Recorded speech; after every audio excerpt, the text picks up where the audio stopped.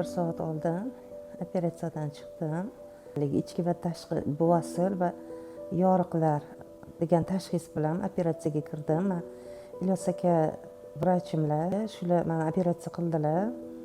Juda ham qo'llari yengil ekan. Operatsiya jarayonida men hech narsani sezmadim, og'riq ham bilmadim. U operatsiya boshlanganini ham, tugaganini ham sezmadim, qanaqa o'tganini bilmadim. Juda ham qo'llari yengil ekan. Ularga kattakon rahmat. Men bu kasallik bilan o'sha birinchi tug'ruqimda asorat qolib, shu asorat orqasidan ayol kishi xijolat bo'lar ekan.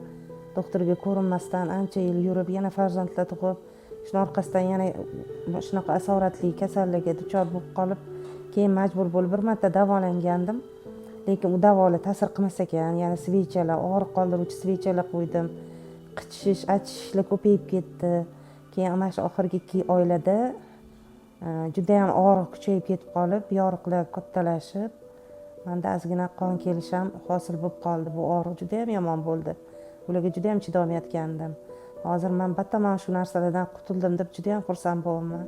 Doktorlarimiz qo'llari yengil ekan. Ulardan minnatdorman.